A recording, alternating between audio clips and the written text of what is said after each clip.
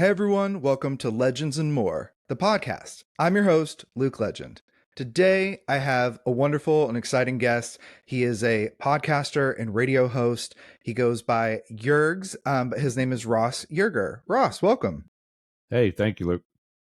How are you doing today? Waking up. Yeah, Over it being is very sick. early. Sorry about I that. no, that's fine. I'm getting over being sick, so I'm not getting the best sleep. What And did you have? I don't know, but it was a chronic cough like I've never had before, Was and it it the was so vid? hard. It developed a sore throat in the process. Was it the So that was vid? I don't know. I wasn't tested for it. My kid had the same thing. His girlfriend had the same thing, so that's where I got it. Just through contact, not through being with the kid and the girlfriend. But One would hope not. yeah, but I know a lot of other people had COVID. I know there's a new variant going around. What is it called? But They always make the name something different and weird. yeah, I think we're already into the middle of the alphabet. Is it like hurricanes? Is it with each wave there's a next letter in the alphabet name? I don't know if it is or isn't the next letter, or if there's some other sort of scientific, like the names they gave were like the rough one that I had was COVID Delta. The Delta variant was rough. I think before that was Omicron, so I don't think That was, it's I in think that was order. the more recent one. Oh, was it? That seems like a big jump in the alphabet, though. Yeah, and that's what I was wondering, if there's like smaller variants that come and go, and they're just tropical storms. They never make it up to full blown COVID. Oh, like it's a No, it's a watch. Like we're on watch for yeah, COVID. You know, echo. echinacea, whatever. Yeah, Echinacea. Could you imagine though if they had some fierce names for COVID? The gays would go nuts over that. If it was like, yeah, I have COVID, but I have the Felicia strain. yeah, yeah. So tell me more. I'd like to know more about you. How did you get into podcasting and radio hosting? When I spent 21 years in the Secret Service, and around year 20 or so, I knew that it was time to go. It wasn't fun anymore. And so I started day trading. I realized that the retirement program that I was on, there's some certain things that we manage on our own. I didn't do a good job of that. So I needed to make more money to get into retirement. So I started day trading, cryptocurrency investing. And in my first year, I kicked ass, almost $250,000. Oh wow. And, I put a big chunk of money down on this house. I was able to buy 2 jet skis, move over for across the country on my own comfortably. And I wanted to share that. So I started learning YouTube. And it just wasn't taking off the way I wanted it to. And I guess I suspect it in large part because as a trader, I probably called myself a professional trader before I should have called myself a professional trader. And to this day, there's things I don't really know that some of my neighbors. Now, I got a guy that worked on Wall Street, lives 2 blocks away. And so I wanted to share that. I started the YouTube channel called The Doggy Traders as an homage to my dogs. Also as a bit of a play on words of sorts, or I often say so much of my branding is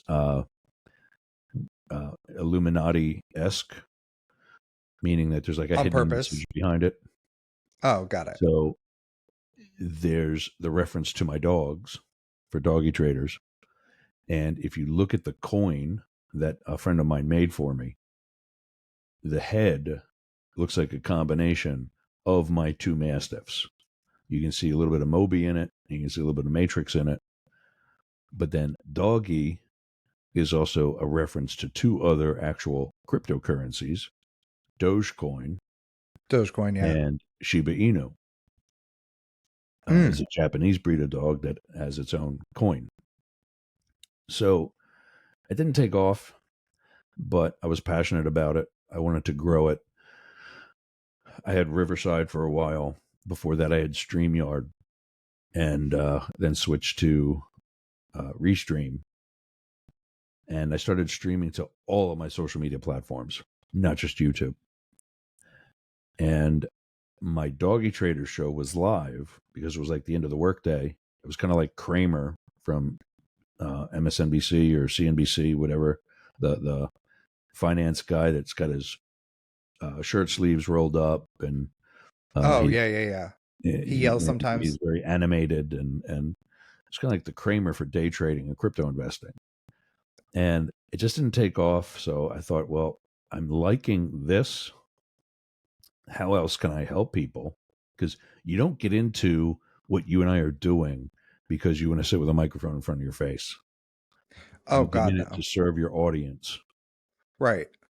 And as long as that's your attitude, as long as that's your goal, that's what's going to help you succeed. Even if, in my case, with Doggy Traders, I didn't. So I'm lying in bed one day, and a former coworker of mine who left the Secret Service to go to Fox News was just fired for lying on the air. Lying Guy about named Ken what?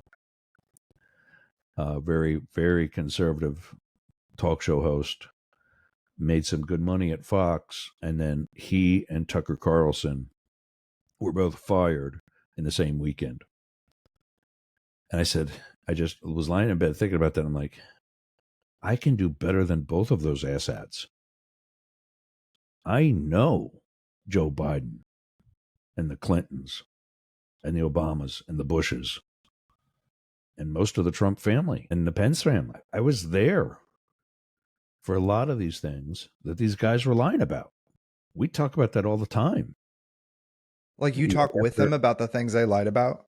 No. We with each other, other Secret Service agents. Oh, okay. We would get home and we would see the coverage of the event that we were at earlier that day, and we just kind of like a head scratcher. And I'd call another agent and say, "Hey, was that Luke Legend guy? Was he the one for Fox today?" And they're like, "Yeah." I've And never been on Fox, by the way. I don't want anyone to think I have. yeah. I always use who I'm talking to as the example. And my colleague would be like, "Yeah, that was who it was."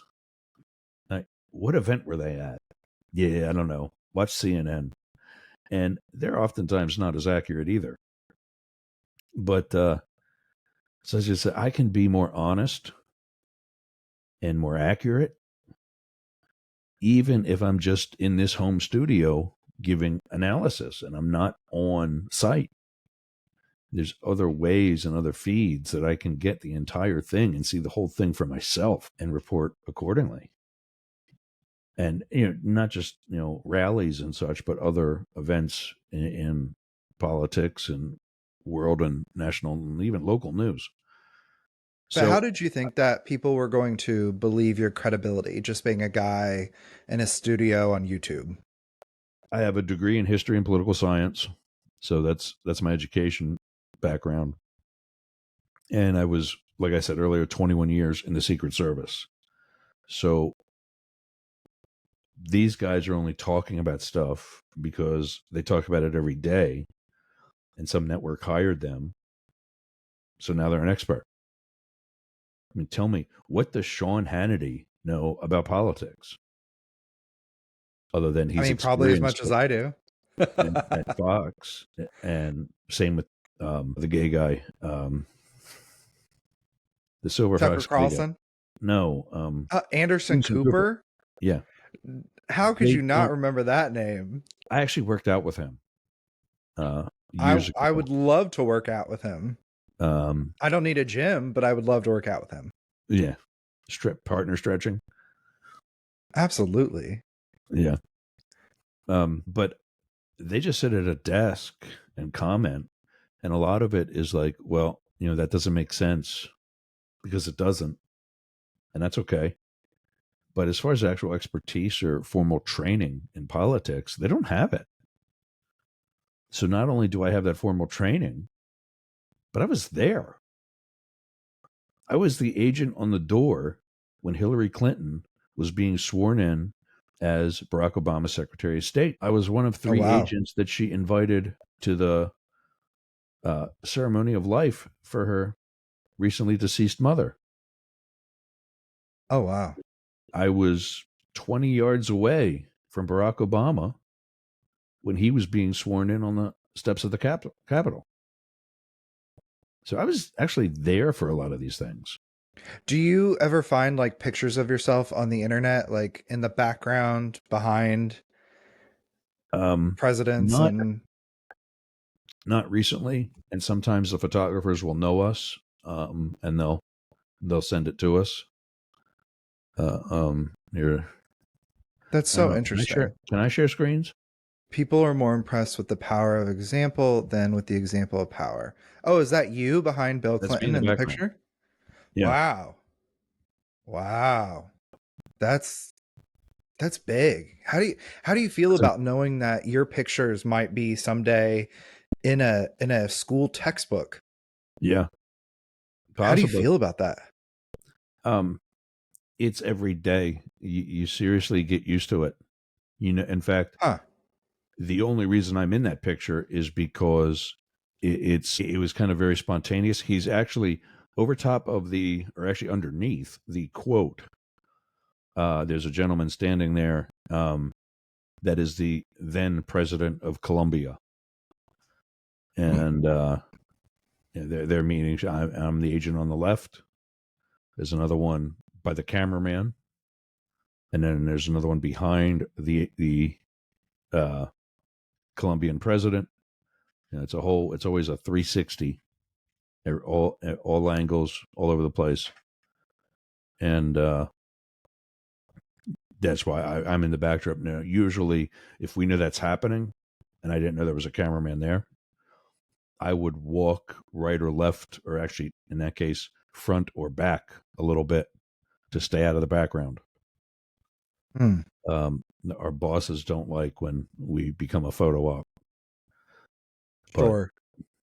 you got to, Is that especially in like also Colombia. part of is that part of security of like not wanting you to be too recognizable? No, because there's other times where they actually make it a photo op. Like, for Oh, example, okay. the parade on the inauguration day. Okay. I know a white male who worked his ass off on the president's detail and should have been in that photo with George W. Bush walking down Pennsylvania Avenue, Constitution Avenue. But because they wanted a black female agent in, the bosses replaced him, who Hmm. was a mess.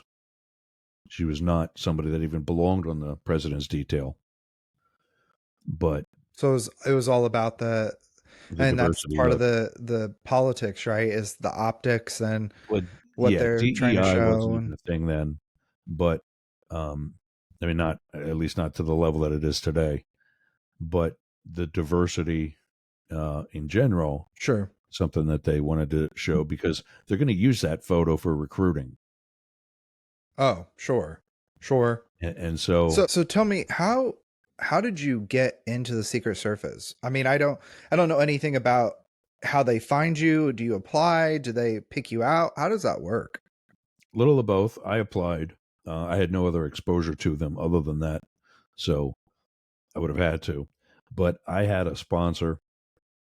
There was an older gentleman who just passed away back in 2019 who was the site agent in Dallas in 1963.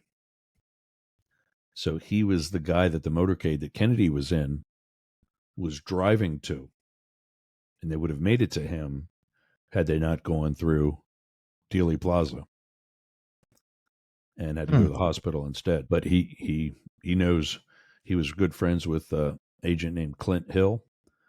If that rings a bell at all, it's because that's the agent that crawled up on the back of the limousine when Kennedy was shot. Oh, okay. They were best friends. And he was a mentor to me during the process, and was also had the juice to call headquarters and say, "Hey, what's up with my buddy? Where's his application at?" So you're saying there is a little bit of nepotism when it comes to the Secret Oh, Service. nepotism itself runs rampant. Oh, okay. I have Wonderful. plenty of colleagues whose dad was an agent, whose uncle was an agent, whose brother was Ah. also an agent. That kind of thing. Yeah, What drew you to wanting to do that? I was in eighth grade, actually the summer between eighth and ninth grade. I went to a summer camp, week or 2 weeks, something like that, run by the Pennsylvania State Police. And they showed us speed traps, how they get you for speeding. We saw drugs. We saw all kinds of guns. We learned about the law. Other agencies were there, the military. And then one of those other agencies was the Secret Service. They passed around counterfeit credit cards and counterfeit currency. And some of it looked, wow, this looks real. And some of it you wouldn't want to use to play Monopoly. It was that pathetic. And then they took a state trooper and stood him at a podium like he was the president. And they had another one in the crowd of students with us with a water pistol. And when the state trooper in the crowd drew the water pistol, the two agents that were there demonstrating reacted as though they were actually standing at the stage with the president. They yelled gun. They ran to the podium, pushed him down behind the podium, which for the president and vice president, by the way, is ballistic. It's actually, I don't like to say this word, but bulletproof. And I said, that's what I want to do. Moving forward comes the movie In the Line of Fire with Clint Eastwood and Dylan McDermott and Rene Russo. And of course, John Malkovich. In the opening scene, Dylan McDermott's character almost gets killed, and it shakes him up a little bit. So after work, he and Clint Eastwood go to a bar. Clint Eastwood's sitting there playing the piano in this bar and says, I joined the Secret Service because I wanted to protect people. And Clint Eastwood says, the idea of throwing yourself in front of a gun, hoping like hell the bullet hits you instead of the person you're protecting, you find that appealing? Every time I've ever watched that scene, I just kind of smile and say yes. Because it is a very different mentality. It's a very different type of person that can do that. And of course, the bigger goal is to not let that happen in the first place. I forget what the number was, something like 97 out of 100 political scientists used to say that the most powerful man in the world is 97 of them would say the president of the United States. 3 would say it's the head of his security detail because it's the one person who can tell the president no. And that's happened. Is that true, though? Can you tell the president no? Oh, yeah. There's certain things that, will struggle and make safe, but there's other things where like, yeah, no, that's not going to work. And the boss of the detail will have to say, this has to, and a perfect example of that was after 9/11, when George W. Bush threw the first pitch out at Yankee Stadium. Do you remember what he was wearing?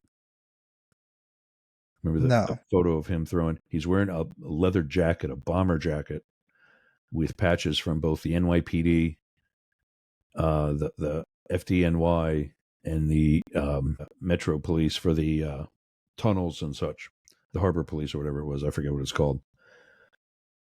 He was supposed to wear a Yankees jersey, but the staff noticed that the ballistic vest he was wearing underneath was showing through because the jersey was too tight.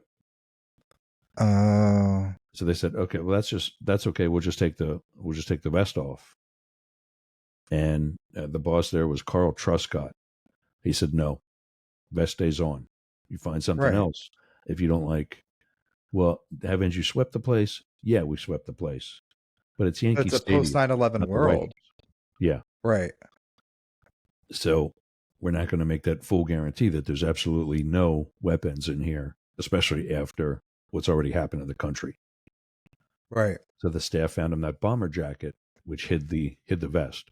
And I think he wound up warming up. I don't know, with like Derek Jeter or something, in the Huh. underneath area, because he was worried about the bomber jacket, the vest, and all that. Getting in the way of his being able to throw. And given that he used to own the Texas Rangers and was kind of a whole lifelong athlete, you would think throwing from the pitching mound to home plate would be something that was easy. So he didn't want to screw it up. He's also the president of the United States, so he doesn't want to screw it up.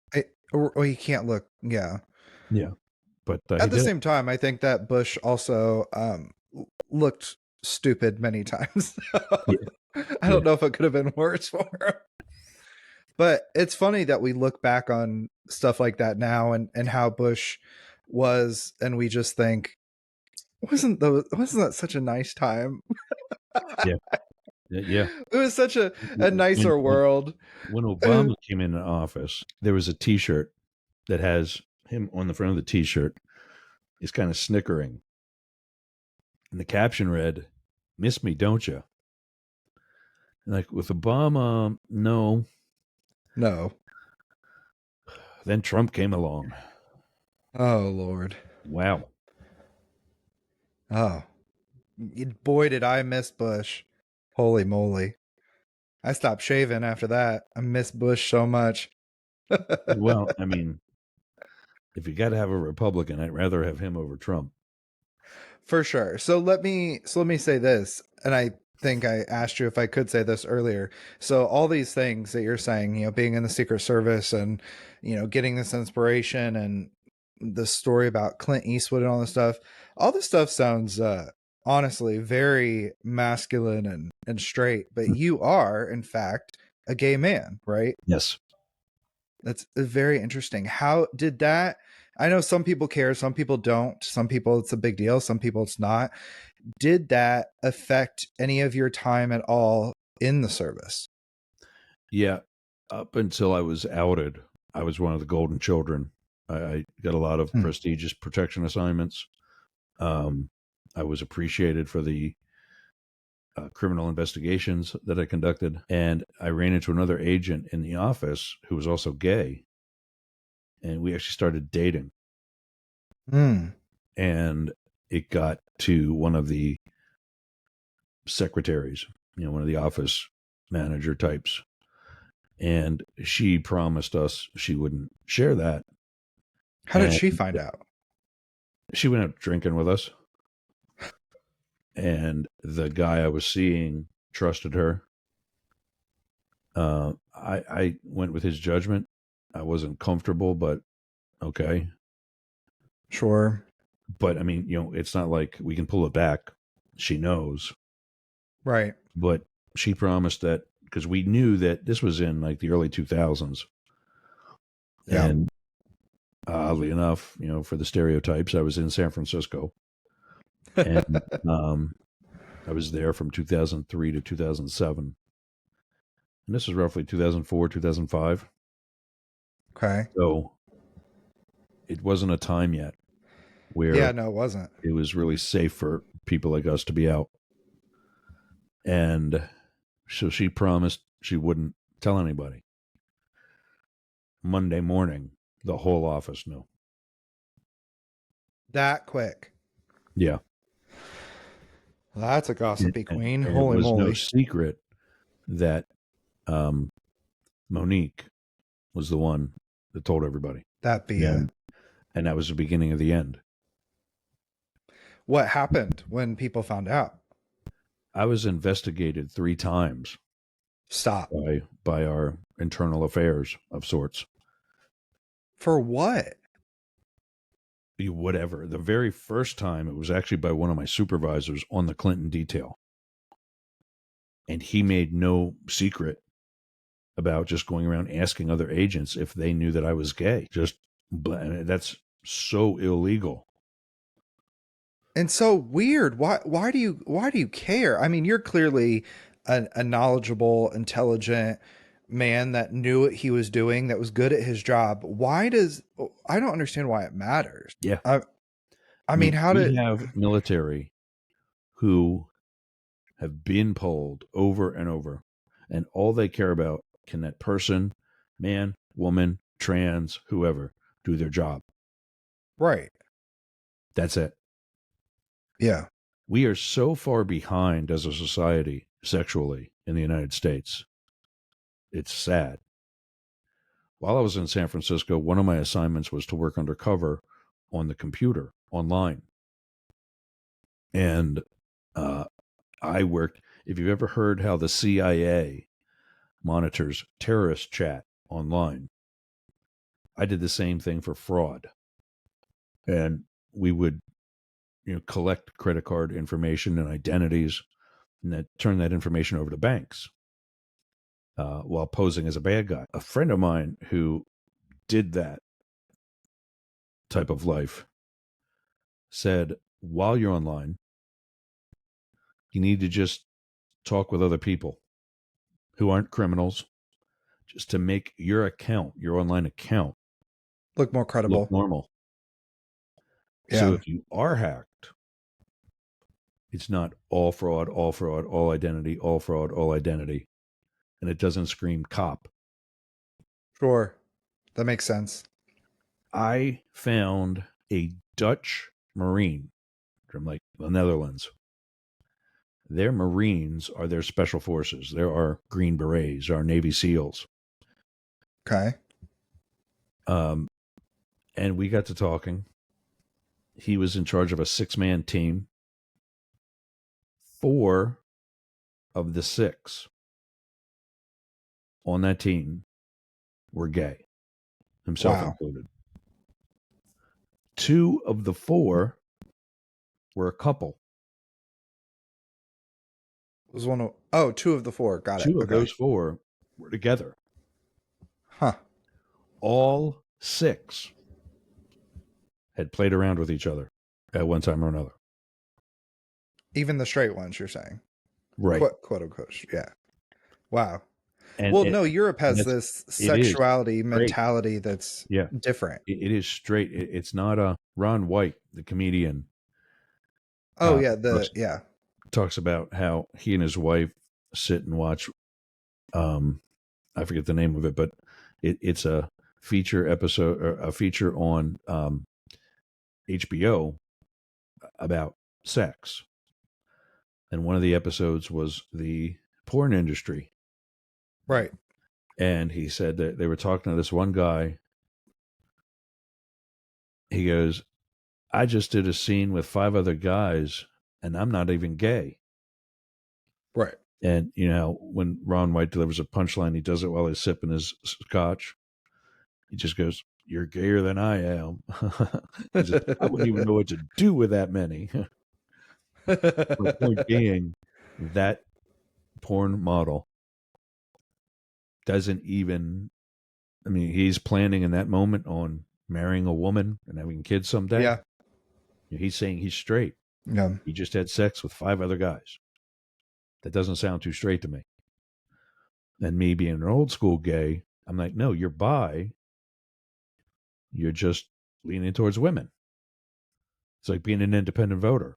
Do I lean left? Do I lean right? As a bisexual, which way do you lean? But no, today it's straight. And I just, do that for the money. Well, I think it is. 20 years I ago, mean, listen, I kind of look at it like I work sometimes part-time at a bakery, right? And I sell baked goods.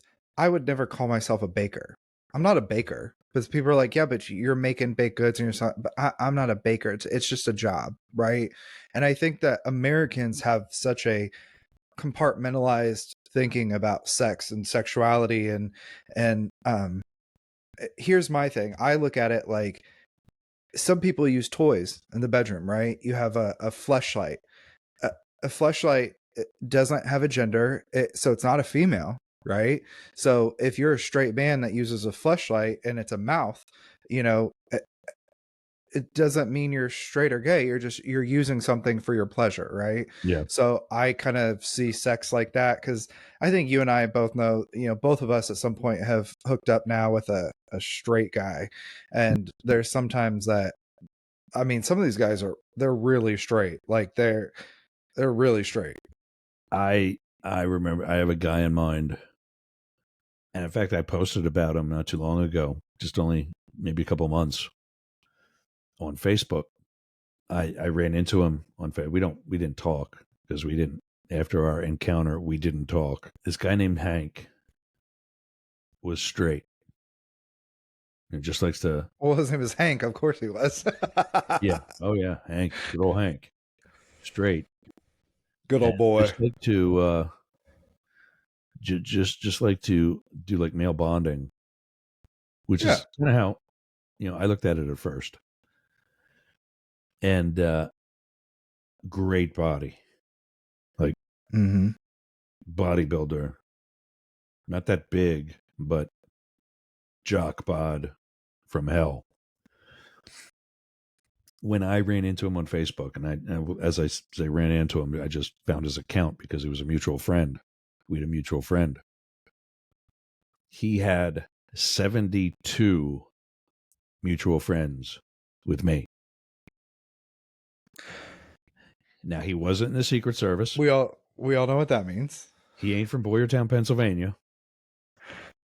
And that's what I posted was, oh yeah, straight Hank with 72 mutual friends. And I put straight in quotes. Sure. And he had all the signs, shaved his body hair, really pretty short haircut, took care of the skin, anything that a bodybuilder would do, but also things that, a hot gym body gay guy would do. Sure. And The lines are getting blurred these days. You never know. what, and that's what I never really realized is how many, I mean, there's plenty who are straight, but how many professional bodybuilders are gay? Well, and it And also it's the comes cool down kid. to Look at all those attention muscles walking around sometimes. in posing trunks.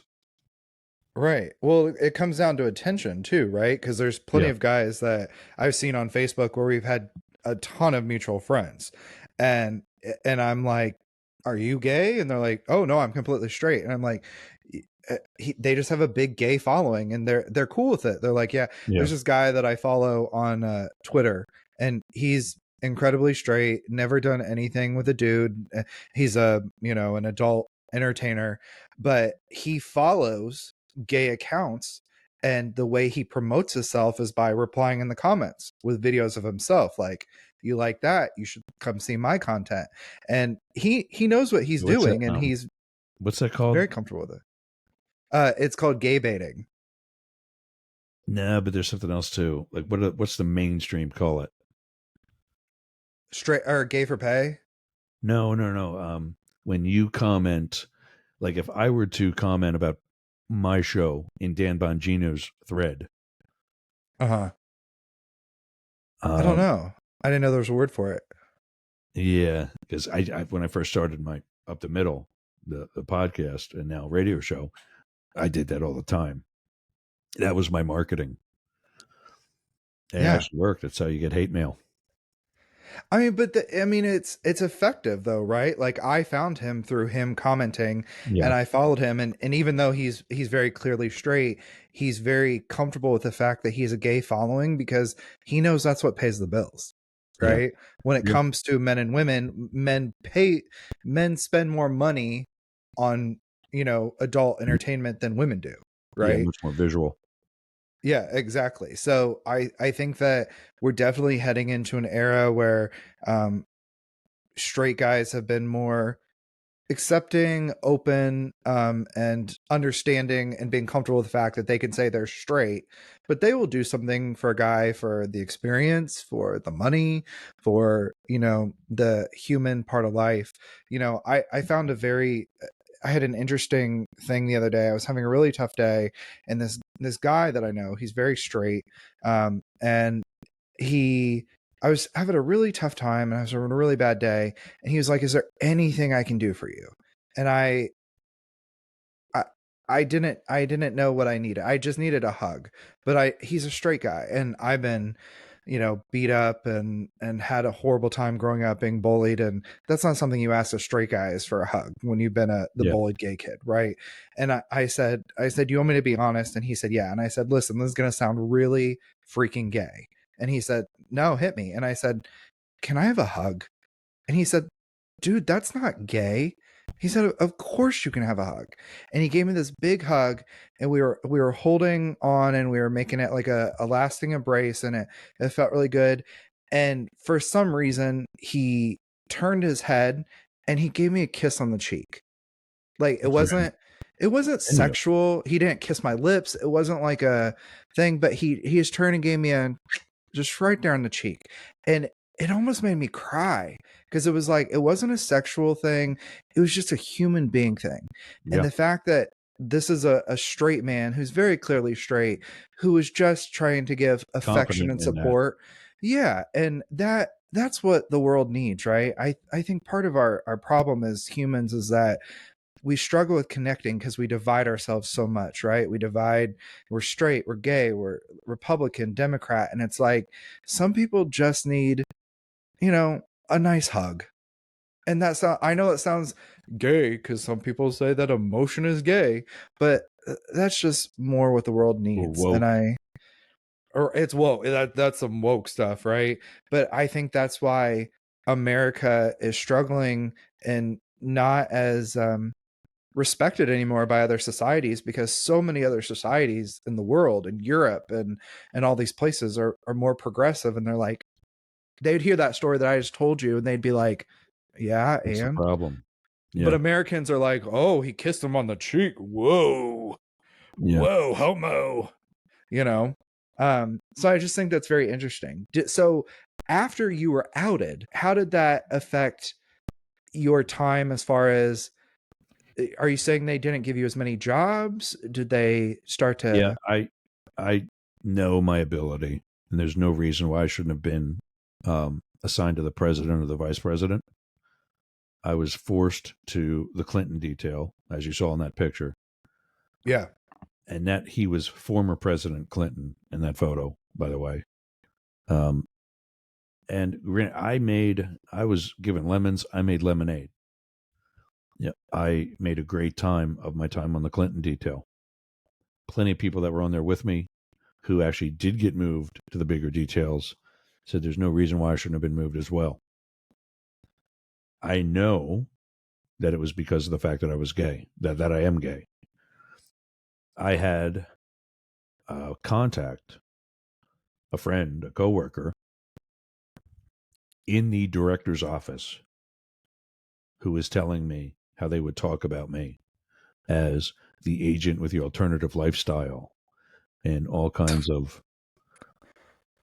offensive and inappropriate Right. conversations for the workplace. It's And disappointing.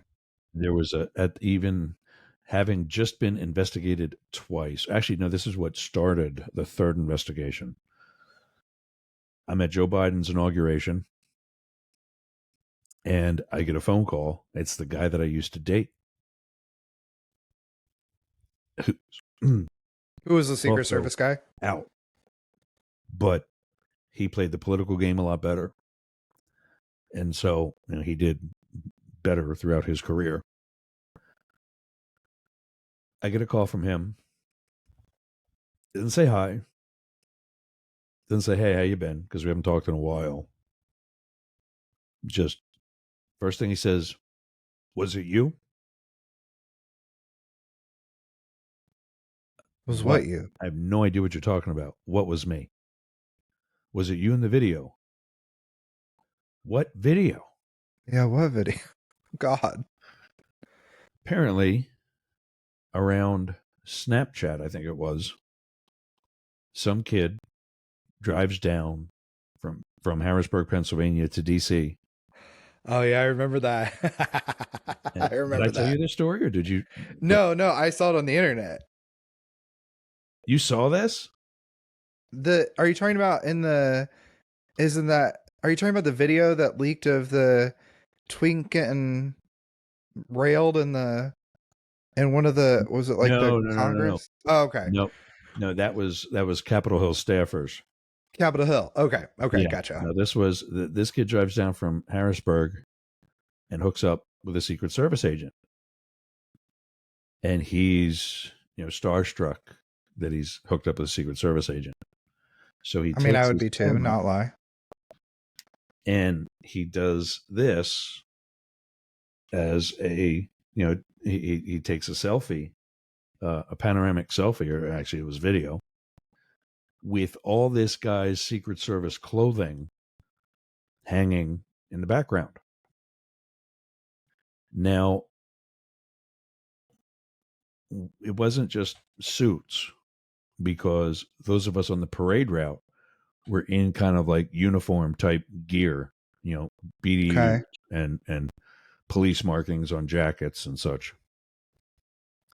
And it said Secret Service. And so he shows me the video, and I started laughing for two reasons. One, it wasn't me, because my hotel room didn't look like that. Uh-huh. Two, it was me. The guy was a friend of mine, and he drove down from Harrisburg to hook up with me. But he admitted Wait, to me what? later, I was on day shift, so he admitted to me later that me working more than 12 hours, he got bored just sitting around. So he got on Grinder, and he found a night shift guy that was looking to hook up too. So he went and hooked up with that guy. And I found out who it was. If you're familiar with the GS pay scale, it stands for general scale. It's a Okay. scale of 1 to 15. It's kind of like your rank. Like a GS 13 is a journeyman Okay. level. A 14 is a supervisor. A 15 is mid-level management. This guy was a 15 with a wife and kids. I knew it. Oh.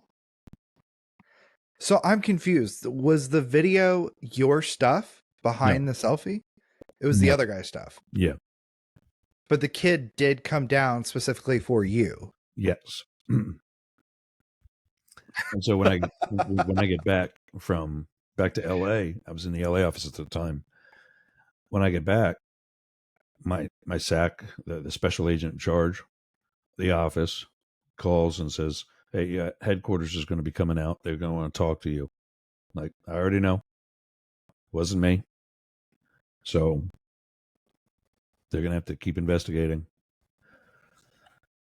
That's And that's there was so there was an issue with my minivan. The loan on my minivan went into arrears and went to collection, and I didn't know it.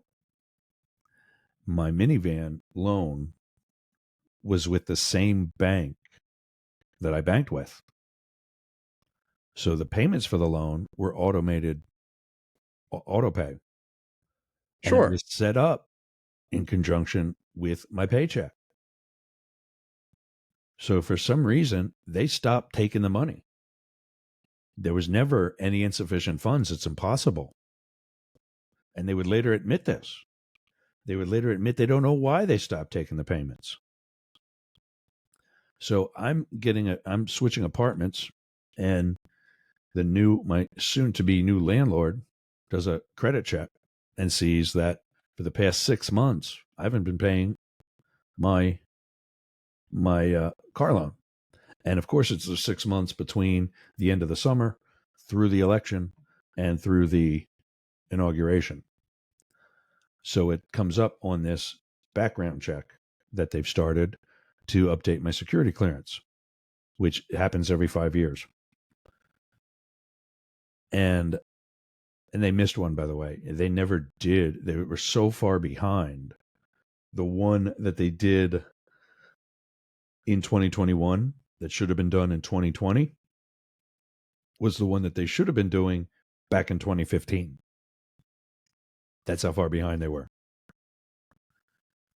So are you telling me what I am getting from you right now is, to me it sounds like somebody in some way got this bank to stop, this loan place to stop taking out the payment so that there could be something against your background check?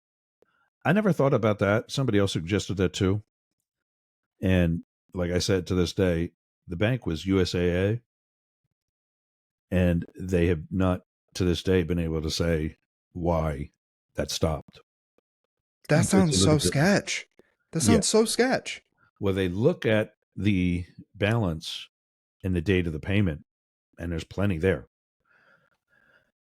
But back to this new and third investigation,